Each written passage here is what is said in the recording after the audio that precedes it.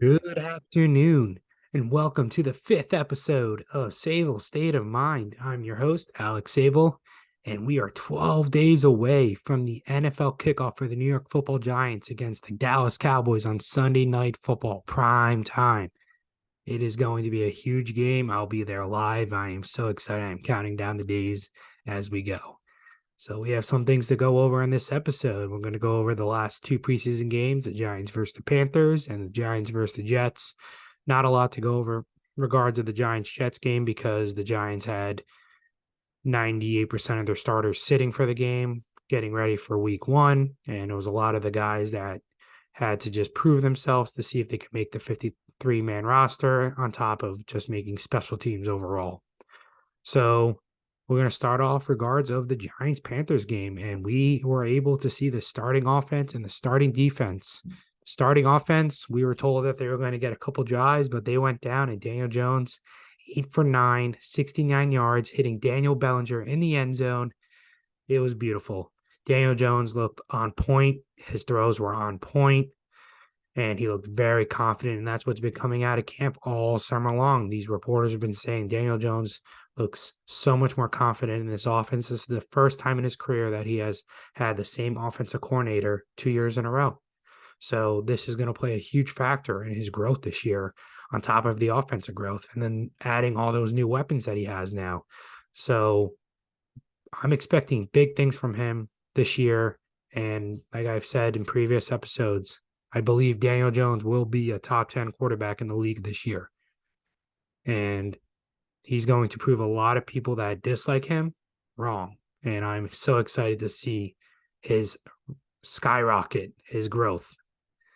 And we saw our first time Darren Waller and Daniel Jones connections. Darren Waller had 30 yards. He had one pass that was hit out of his hands. He was hit and he ended up dropping it. But he looked explosive, couldn't unguardable. And we were able to see the connection that those two have built in the offseason until now. So it was like a little teaser for us as Giants fans, but we are so excited to see where this will go in the regular season in general, especially if he stays healthy. Oh, this Giants offense can look really explosive. And that's why the Giants have got these little players that they have signed in the offseason because the Giants were dead last in explosive plays last year. So they're going to change that. And Joe Schoen has emphasized that in the offseason that they are going to change the explosive plays and throw the ball more down the field because we didn't have the weapons to do that besides Darius Slayton. So besides that, we saw Jalen Hyatt score his first touchdown. He had a key drop, the play right before, and then the next play, 35 yards, touchdown. Beautiful speed kills, and that's what the Giants drafted him for. His speed has been dominating in camp, and we were able to see that again during the Jets-Giants game, even though the pass was thrown out of balance. We'll get to that in a minute, but he has an impressive speed, and it looks like he jogs, but he blows past the safety in the corner with the stutter step, and it was impressive. And then we saw the starting defense. We saw Bobby Okereke play. He played 21 snaps on his debut. He contributed about like 4 tackles and 2 defensive stops across the run, defense, and coverage. And then we saw Kayvon Thibodeaux.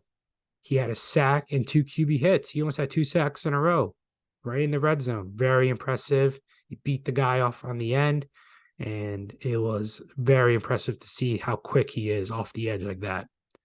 And then the one interesting take that has been happening in camp for the past month, and they put it out during this game, is that Trey Hawkins, the 6th round rookie, and then Deonte Banks, the 1st round rookie this year, are playing the outside cornerbacks. And then they have Adoree Jackson playing the slot.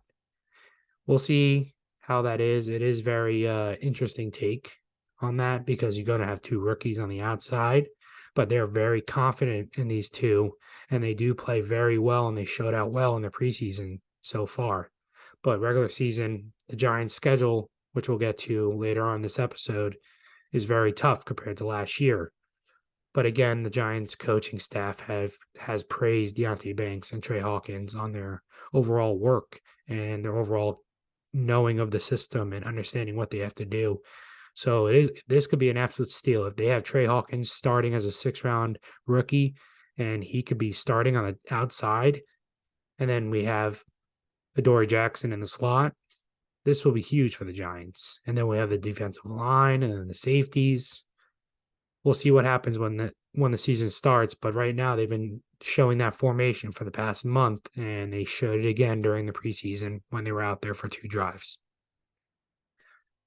So again, this was a little tease for the Giants offense and defense, and we saw how explosive this Giants offense can be. And with these new toys that Daniel Jones has, we saw Paris Campbell out there catching passes, Daniel Bellinger. All the eyes were on Darren Waller in the end zone. So Daniel Bellinger peeked out in the end. Daniel Jones hit him. Touchdown. So we'll be seeing those type of formations. The Giants were one of the most explosive teams in the red zone last year, the most high-scoring teams in the red zone. So Mike Kafka is going to draw up some crazy plays with these new receivers and tight ends that they have this year. So I'm very confident on the Giants offense this year, depending obviously on injuries and stuff. But let's just knock on wood. Nothing happens like that. But again, it's the NFL. But right now, the Giants have showed us that they are here and they're here to score touchdowns and take it very seriously. So now going to the final game, the Jets versus Giants on this previous Saturday. Giants had majority of their starters sitting. So the first play, Tyrod Taylor, Hyatt was on Sauce Gardner. Hyatt beat him by 3 yards. Again, speed matters, but Tyrod Taylor threw the ball way out of balance, wasn't catchable. And then the next play, same thing. Hyatt beat him again, and the ball wasn't near him again. So again, we saw a little tease of Hyatt's speed beating the number 1 corner probably in the league right now, dominating off the line and beating him with his speed, with a stutter step again. So again, this is just a tease of how explosive Hyatt can be as a rookie this year. And we have plenty of other receivers on this team that can be just as explosive.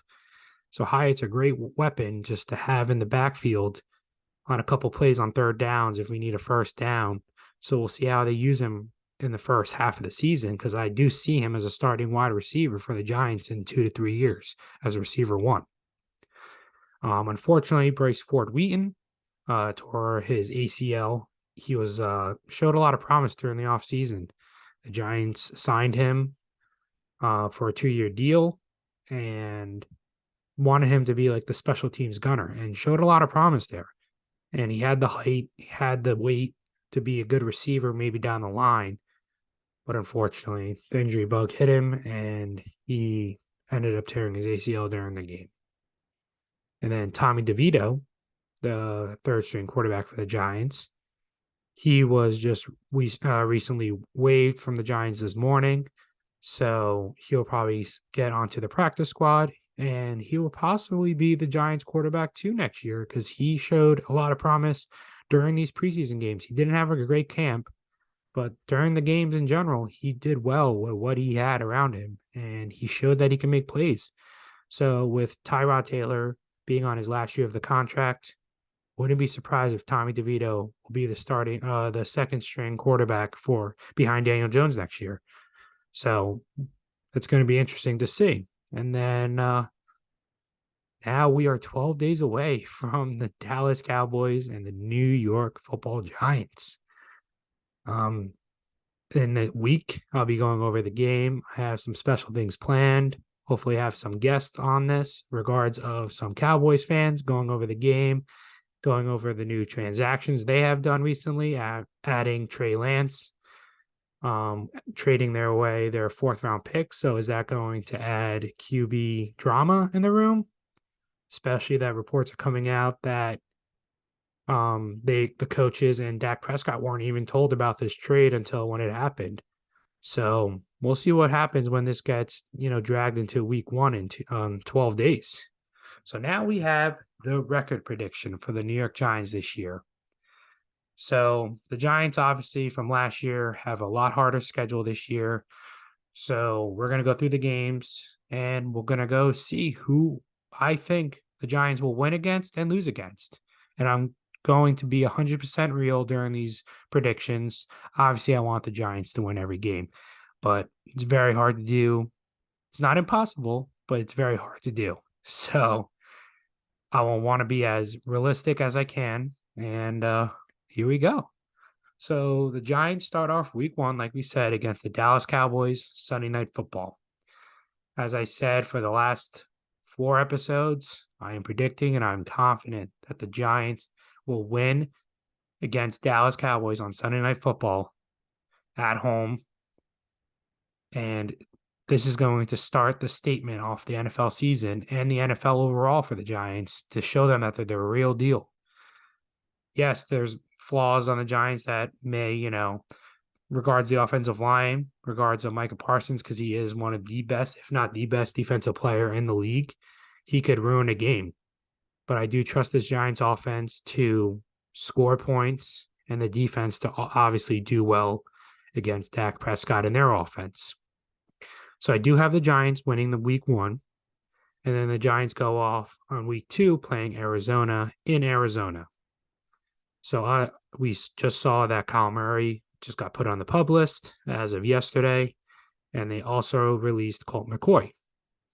So the Arizona is definitely in their tanking mode right now, and we don't know where their vision's at with the new coach and a new GM. They're trading away DeAndre Hopkins. The Giants recently just got Isaiah Simmons from the Cardinals. So we'll see what happens, but I do predict the Giants will win that game. And then the Giants play on a short week, Thursday night against the 49ers in San Francisco. So San Francisco obviously has a dominating defense and a dominating offense. But there's Brock Purdy. Is he going to perform? He had a rough, basically practice this offseason. So they traded away Trey Lance. Sam Darnold's the backup quarterback. But I do have the Giants ended up losing. So the Giants will be 2-1 going into week 3. And then they play the Seattle Seahawks on Monday night at home. And I do have the Giants losing that game. Seattle was their toughest opponent almost last year, besides the Eagles. Eagles were a tough opponent for everybody. But Seattle was their tough opponent. They looked outmatched last year. They just looked out of sync playing Seattle, and Seattle's added a couple weapons. They got Bobby Wagner back. So I do have the Giants losing. I think it will be definitely more competitive than last year's game. So I have the Giants splitting 2-2 going to week 4. And then the Giants play in Miami. And I do have the Giants. This is one of the games that I do have the Giants winning. I have the Giants sneaking a win out of Miami in Miami in a 1:00 game. And the Giants going 3-2. And then the Giants play again on Monday night against the Bills.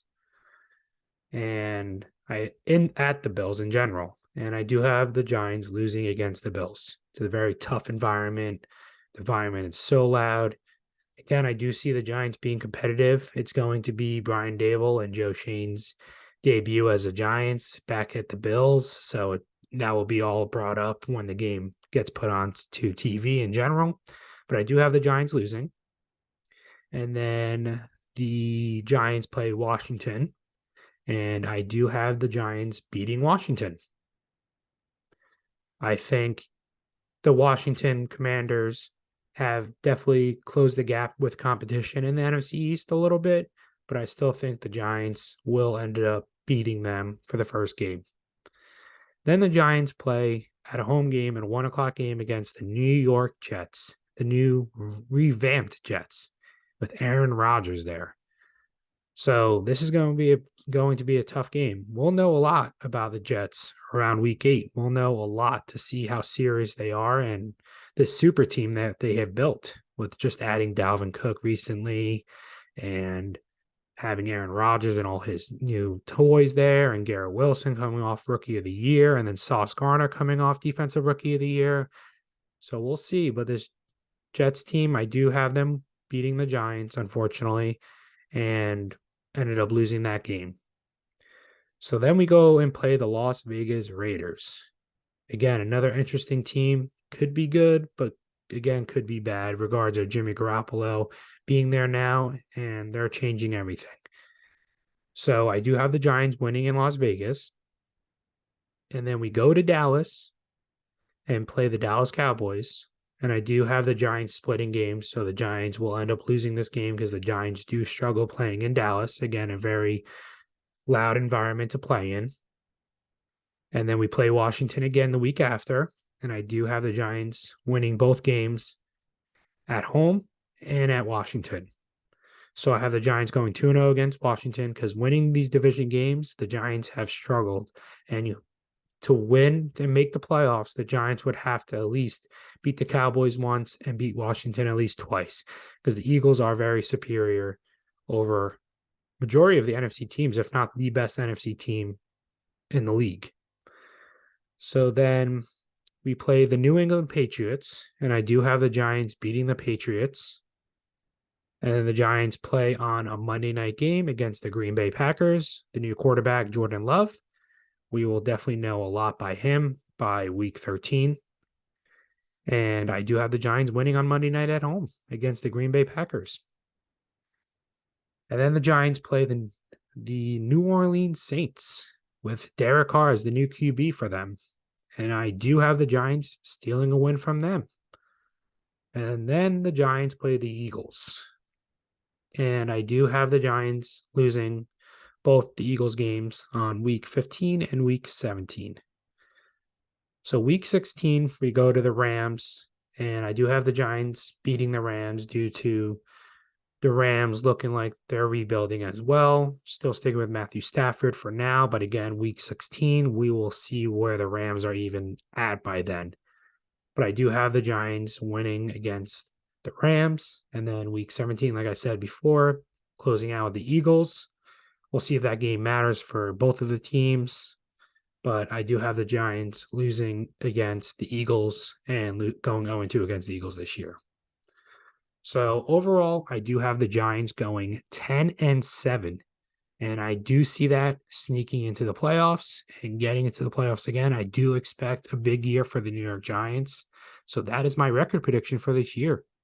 So 10-7. We will come back to this video at the end of the season and see how close I was or how way off I was, or we'll see. But I'm excited for the season to start. We are 12 days away, and it is football back. Football is back, baby. So it is time for us to finally be excited because the 53-man roster will be officially done today at 4 p.m. and the practice starts today, and they're preparing for the Dallas Cowboys now.